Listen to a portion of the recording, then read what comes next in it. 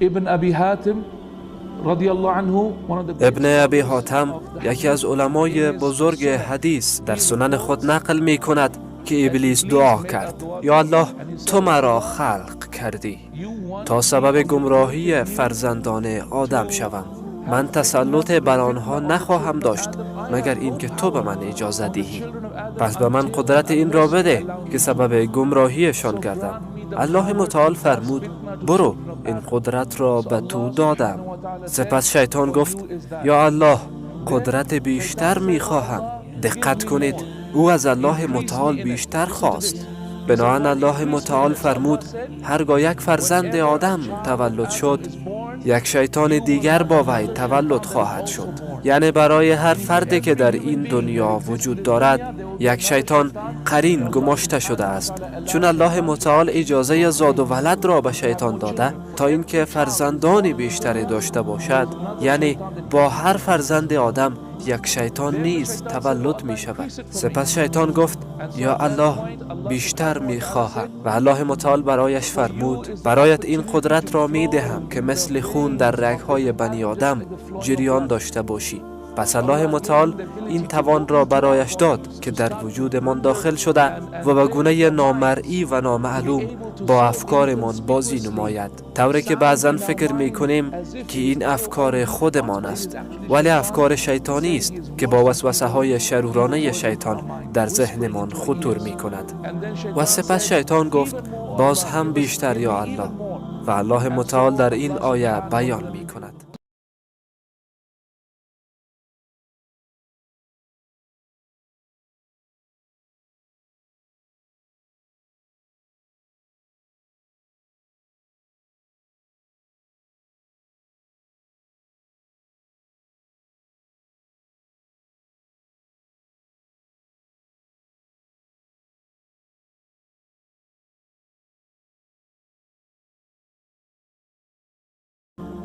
این آیه چه می‌فرماید؟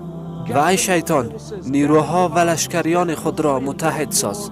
همه سواران خویش را که از آتش جهنم هستند نیز فراخوان، و نیز شیاطین پیاده خود را که اساکر شیطان هستند جمع کن. و برو، حمله یعنی جنگ خود را بر علیه بشر آغاز کن و با قوه های شیطانی خویش در آنان نفوذ کن و تخریبشان کن و وعده های از آسمان و زمین برایش بده. و سپس الله متعال می فرماید: و هر آنچه شیطان به شما وعده می دهد سراب بیش نیست. وعده های او جز خواب و خیال و فساد چیزی نیست. وعده های باطل و دروغ. و در ادامه این حدیث آمده که آدم علیه السلام این دعای شیطان را شنید. او نیز نزد الله متعال دعا کرد و گفت: پروردگارم، تو به شیطان اینقدر قدرت و تسلط را بالای من اعطا فرمودی، پس برای من چه میدهی یا الله؟ برایم چیز اعطا کن. الله متعال فرمود: هیچ فرزندی از تو به دنیا نخواهد آمد مگر اینکه دو ملک را بر او بگمارم، یک شیطان اما دو ملک، که او را همیشه از شر شیطان در امان داشته باشند. به همین خاطر او تعالی در قرآن می‌فرماید برای هر انسان دو ملک را گماشته ایم، یکی در پیش رو و دیگر در عقبش، که به فرمان الله متعال از او حفاظت می کند. ما در هر زمان 5 ملک داریم. شیطان یک دشمن است، اما 5 ملک با ماست. 2 ملک برای نوشتن اعمال خوب و بدمان در طرف راست و چپ قرار دارند. 2 ملک دیگر برای حفاظتمان در پیشرو و عقبمان که آنها تبدیل نیز می شوند.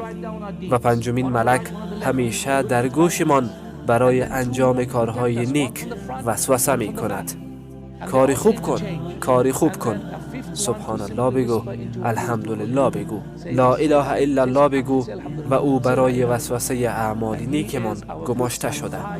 5 ملک، الله اکبر. بنان آدم علیه السلام خوشحال شد و گفت: یا الله، بیشتر میخواهم. الله متعال فرمود: برای هر عمل بد 1 عمل بد می نویسم و یا آن را حذف می کنم، اما برای هر عمل نیک 10 عمل نیک می نویسم. آدم علیه السلام خوشحال شد و گفت: یا الله، بیشتر برایم اعطا کن. سپس الله متعال فرمود: وعده می دهم که در بخششم تا زمانی که روح بدن را ترک نکند باز است. یعنی تا زمانی که زنده هستی در بخشش الله متعال همیشه باز است. و سپس چون شیطان 4 بار خواست، آدم علیه السلام یعنی پدرمان هم برای بار 4م خواست. پروردگارا بیشتر میخواهم. و الله متعال در پاسخش فرمود And so Allah subhanahu wa ta'ala replied, قل يا عبادي الذين أسرفوا على أنفسهم لا تقنطوا من رحمة الله. یعنی اصلا ناامید مباش. هیچ شکی نداشته باشید که الله متعال ما را بسیار دوست دارد. او بسیار متوجه ماست. او تعالی میخواهد که با او در بهشت باشیم. او اصلا ما را برای مجازات خلق نکرده. به همین دلیل این آیه قوی ترین آیه قرآن عظیم و شأن است. چنانچه روایت شده بعضی از علما گفتند کدام آیه عظیم ترین آیه است؟ گفتند آیت الکرسی. دیگر پرسید کدام آیه عظیم ترین آیه برای شناخت الله است؟ سوره اخلاص. و سپس گفتند کدام آیه بزرگترین آیه برای خوشنودی است که خوشی عظیم را برایمان به وجود می آورد. قل يا عبادي الذين أسرفوا على أنفسهم لا تقنطوا. Do not at all despair of the mercy of Allah. إن الله يغفر الذنوب جميعا. هیچگاه از رحمت الله متعال ناامید مباشید. الله متعال دوست دارد که ببخشد و او همه گناهان گذشته، آینده و حالتان را می بخشد و تحقیق که او بخشاینده و مهربان است.